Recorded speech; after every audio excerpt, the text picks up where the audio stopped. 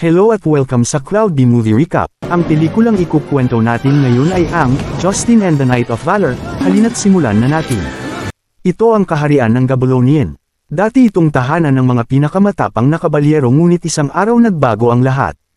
Ang mga kabalyero ay pinalayas sa kaharian at ang mga abogado ay tinanggap upang pangalagaan ang usapin ng hustisya. Araw-araw ay gumagawa sila ng bagong batas at ipinapatupad ito sa publiko.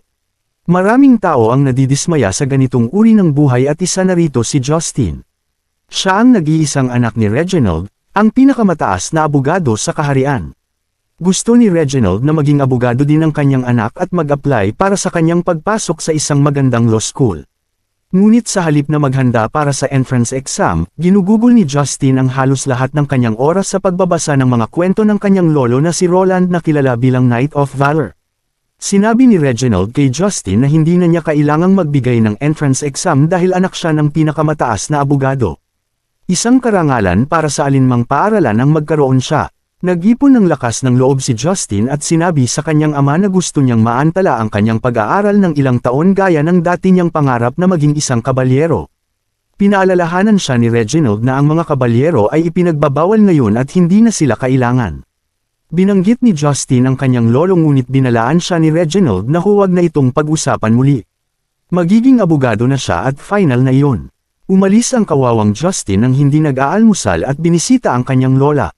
Sinabi sa kanya ni Justin na ayaw niyang masaktan ang damdamin ng kanyang ama, ngunit gusto niyang maging isang kabalyero.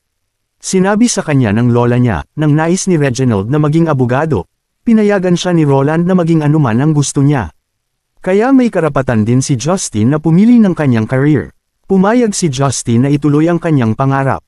Upang maging isang kabalyero, kailangan niya ng pakikipagsapalaran. Sinabi sa kanya ng lola na ang kanyang unang paghahanap ay hanapin ang nawawalang espada ng kanyang lolo. Binigyan din siya nito ng isang sinaunang susi at sinabihan siyang pumunta sa Tore ng Karunungan upang magsanay na maging isang kabalyero. Samantala, isang kabalyero na nagngangalang Heraclea ang nagbabalak laban sa Reyna dahil ipinagbawal niya ang mga kabalyero. Gayunpaman, hindi ginagamit ni Heraclea ang mga legal na paraan at nagpasya siyang maghiganti mula sa Reyna sa pamamagitan ng pakikipagsabuatan sa mga kaaway. Kumuha siya ng swordman na nagngangalang Sota para tulungan ang mga bilanggo na makatakas mula sa piitan ng palasyo at bumuo ng hukbo. Gagamitin sila ni Heraclea laban sa Reyna. Bumalik sa kaharian. Nakipagkita siya sa kanyang crush na si Lara at sinabi dito ang tungkol sa kanyang mga plano.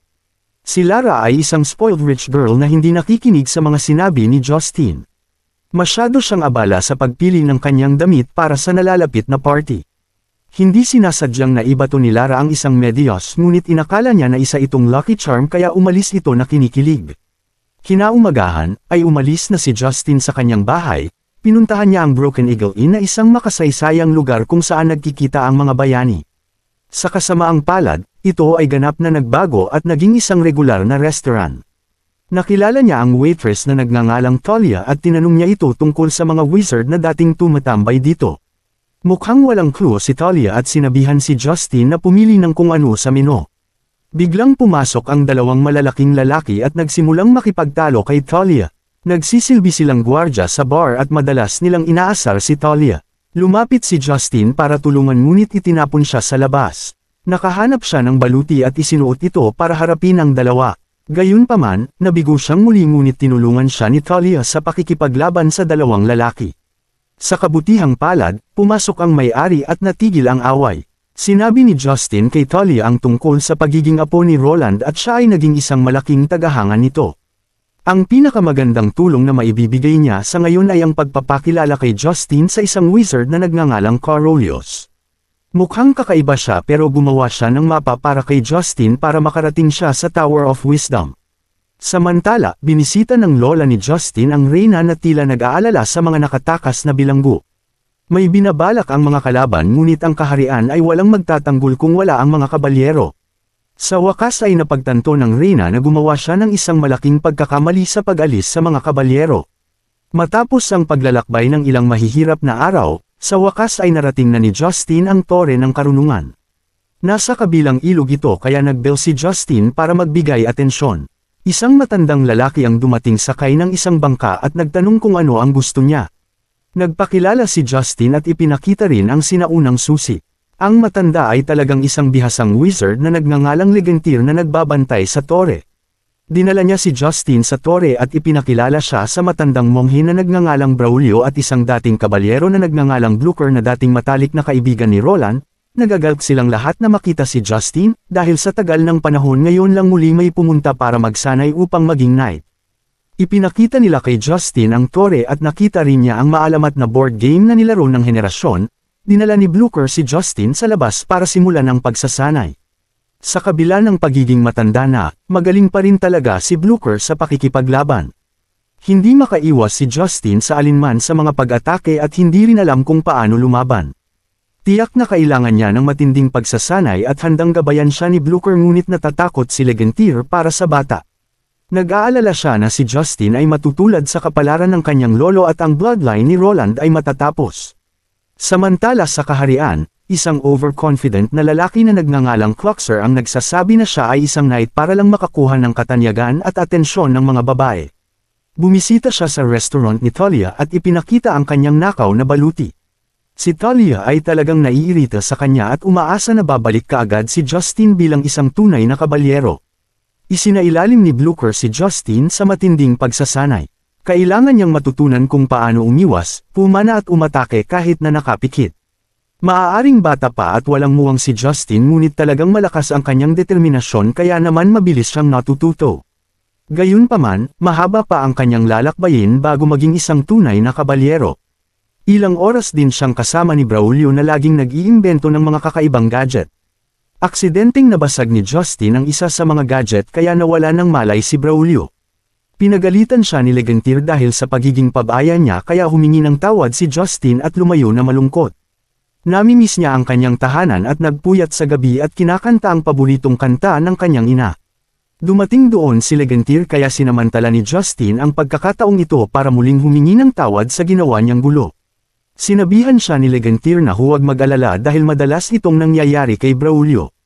May isa pang bagay na nagpapanatili sa pag-aalala ni Justin. Palagi niyang pinangarap na maging kabalyero ngunit hindi niya naisip kung matapang ba siya para dito o hindi. Ipinaliwanag ni Legentir na kung hindi matapang si Justin, hindi siya maglalakas loob na labanan ang buong kaharian upang ituloy ang kanyang pangarap. Hinihikayat nito si Justin at lalo siyang nagsanay sa sumunod na araw. Hinahangaan ni Blucher ang kanyang mga pagsisikap at dinala siya upang ipakita ang isang espesyal na lugar na magugustuhan ng sinumang kabalyero. Ito ang hall ng mga bayani kung saan inilalagay ang mga estatwa ng lahat ng mga kabalyero upang parangalan sila. Bawat isa sa kanila ay natatangi at ang asensya ng altruismo at katapangan. Nakilala silang lahat ni Justin ngunit bigla niyang napansin ang isang bakanting lugar. Narito ang rebulto ni Heraclea ngunit hindi na siya karapat-dapat dito. Alam ni Blucher ang aktwal na dahilan ng pagkamatay ni Roland at muling ikinwento ito kay Justin. Nangyari ito noong binabantayan ng mga kabalyero ang pader ng Roll ngunit namatay ang hari sa digmaang ito. Ang reyna ay naiwang mag-isa at nadurog ang puso pagkamatay ng hari, at masyado siyang nahihirapang pamahalaan ang kaharian. Iyon ang sandali ng iminungkahi ni Reginald na dapat nilang gamitin ang batas. Umasa ang reyna sa kanya upang tulungan siyang mamuno sa kaharian. Ngunit bawat pagbabago ay nagdudulot ng higit na pagbabago. Naniniwala ang reyna na ito ang magwawakas sa uri ng labanan na ikinamatay ng kanyang hari, dahil dito, pinirmahan niya ang isang batas at ipinagbawal na ang mga kabalyero. Lahat sila ay sumunod maliban kay Heraclea. Inakusahan niya ang reyna na mahina, at ang mga abogado, na kinuha ang kanyang kapangyarihan bilang reyna. Pumunta siya sa reyna at kay Reginald gamit ang kanyang espada ngunit humarang si Roland. Sa unang pagkakataon sa kasaysayan, dalawang kabalyero ng iisang kaharian ang naglaban. Nagtagumpay si Roland na talunin si Heraclea ngunit nag-alinlangan siyang pumatay ng kapwa, ngunit kinuha ni Heraclea ang espada at ginamit niya ito kay Roland para patayin siya. Matapos malaman na si Heraclea ang may hawak ng espada, nagdesisyon si Justin na bawiin ito ngunit pinayuhan siya ni Blucher na huwag magmadali. Si Heraclea ay isang bihasang manlalaban habang si Justin ay nagsisimula pa lamang. Kailangan niyang magsanay ng mas matindi bago ipaghiganti ang pagkamatay ng kanyang lolo. Samantala, tinuturuan ni Heraclea ang mga nakatakas na bilanggo kung paano lumaban. Kailangan din niya ng malaking pera para makabili ng mga sandata at armas para sa kanyang hukbo. May plano si Sota para dyan. Malapit na ang birthday party ni Lara at talagang mayaman ang kanyang pamilya. Walang mga kabalyero na magbabantay sa kaharian kaya madaling kidnapin ni Sota si Lara at pagbabantaan ang kanyang pamilya na magbayad ng ransom. Ibinigay ni Heraclea ang pahintulot na gawin iyon dahil gusto niyang masimulan ang kanyang plano sa lalong madaling panahon. Si Legentir at Braulio ay nakakakuha din ng balita tungkol sa planong pag-atake ni Heraclea. Ang mga tapat na kabalyero ay wala na at ang kaharian ay hindi na nila maipagtanggol. Walang sino man ang naruroon upang pigilan si Heraclea at walang sapat na oras upang makahanap ng higit pang mga kabalyero. Gusto ni Blucher na labanan si Heraclea at matutulungan siya ni Justin ngunit naniniwala si Legentir na hindi pa siya handa. Nang patuloy na iginiit ni Blucher, nagpa siya si Legentir na subukan si Justin. Kung siya ay mabigo, kailangan niyang umuwi dahil hindi nila maaari mailagay sa panganib ang kanyang buhay. Para sa pagsubok na ito, pumili sila ng isang dragon fight. Gayunpaman, wala nang mahiwagang nilalang sa kaharian kaya dinala ni Braulio ang isang buwaya na nagngangalang Gustav na may suot na mekanikal na mga pakpak na maaaring kontrolin gamit ang isang remote. Nagpumiglas si Justin sa unang ngunit pagkatapos ay nagawa niyang makasakay sa likuran ni Gustav. Binasag niya ang antena kaya hindi na ito makontrol ni Braulio. Nagtagumpay si Justin sa pagtama sa target ngunit nawala sa kontrol si Gustav. Bumagsak siya sa tore at sinira ang ilang ari-arian ni Braulio kasama ang kanyang maalamat na board game. Sa kalaunan, nagtagumpay si Justin sa paglipag ng dragon ngunit maraming pagkasira ang naidulot niya. Pinagalitan ni Braulio si Justin ngunit natagpuan na lamang nila ang kanyang walang malay na katawan. Ginawa ni Legentir ang hilang magic at pinatibok muli ang puso ni Justin. Kinalaunan sa araw na iyon, tumayo si Justin sa harap ng kanyang mga guro upang marinig ang desisyon. Sinabi ni Legentir na walang mga katangian si Justin para maging kabalyero kaya dapat na siyang umuwi. Bago siya makaalis, binigyan ni Blucher ng espada si Justin para maipagtanggol niya ang kanyang sarili kung kinakailangan sa hinaharap. Samantala, pinagalitan ng kanyang ina si Reginald dahil sa pagpigil kay Justin sa pangarap nitong maging kabalyero. Dapat makinig si Reginald sa kanyang anak at maunawaan kung ano ang nais nito. Ngayong gabi ang party ni Lara at tiyak na dadalo dito si Justin. Ito na ang pagkakataon ni Reginald na i-clear ang mga bagay sa kanyang anak. Bumalik si Justin sa kaharian at pinuntahan si Talia. Bagamat hindi pa siya naging kabalyero, hinahangaan siya ni Talia sa pagsisikap. Muli silang inatake ng mga gwardya ngunit natalo sila ni Justin gamit ang mga kasanayan sa pakikipaglaban na natutunan niya sa ngayon, at tinulungan din siya ni Talia. Nagbitiw din siya sa trabaho at sinamahan si Justin sa oras na ito. Gusto niyang makilala si Lara ngunit nakaramdam ng kaba kaya nag-alok si Talia na samahan siya sa party. Sumama rin sa kanila ang wizard na si Carolios. Inaasahan ni Justin na matutuwa si Lara na makita siya ngunit pumasok siya sa party kasama ang partner niyang si Cloxer. Ang lahat ay humahanga sa mag-partner habang si Justin ay naiwang heartbroken. Biglang pumasok si Sota at ang kanyang mga kapatid sa party at dinakip si Lara. Hinarap ni Justin si Sota bitbit ang kanyang espada upang protektahan si Lara ngunit nataman siya ng maliit na patalim. Maliit lang ang sugat pero may lason ang kutsilyo na ikinahihilo ni Justin. Dumating si Reginald at hinawakan ang espada upang protektahan ang kanyang anak. Narinig din ni Cloxer ang ingay at lumapit siya para tingnan kung ano ang nangyayari. Mula sa kanyang pekeng baluti, ipinapalagay ni Sota na si Cloxer ay isang kabalyero kaya tumakas siya sa takot. Tinawag ni Lara na bayani si Cloxer para sa pagligtas sa kanyang ngunit nang malaman ni Cloxer kung gaano kayaman si Lara, kinidnap niya ito. Samantala, bumaling si Justin at nagpa siya na maging isang abogado tulad ng kanyang ama. Sumakay siya sa karwahe para makarating sa law school ngunit napansin niya ang maraming tao sa daan. Nandoon din si Talia na nagsabi kay Justin na kinidnap si Lara. Nakiusap si Justin sa kanyang ama na paalisin siya at patunayan ang kanyang sarili. Si Reginald ay nag-aalangan sa unang ngunit pagkatapos ay pinahintulutan niya ang kanyang anak na maging isang tunay na mandirigma. Sinamahan din siya ni Talia at kumuha sila ng tulong kay Carolios para mahanap kung nasaan si Lara. Siya ay itinatago sa hideout ni Heraclea habang si Cloxer ay nakipagkamay sa mga kaaway. Si Justin at Talia ay pumasok at nilabanan ang lahat ng mga gwardya sa kanilang paraan. Tumawag si Heraclea ng sarili niyang hukbo ngunit hindi umatras si Justin. Dumarating din ang mga monghe upang tumulong. Sinundan ni Justin si Heraclea at buong tapang siyang nilabanan. Narating niya ang tulay at nakita niya ang espada ng kanyang lolo. Ginagamit ito ni Justin para talunin si Heraclea at ang masamang tao ay nahulog sa tulay.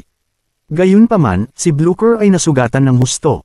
Kailangan ni Carolius ng isang tunay na kabalyero upang may sigawa ang healing spell. Hinawakan niya ang kamay ni Justin at gumagana ang spell na nagpapatunay na talagang isang tunay na bayani si Justin.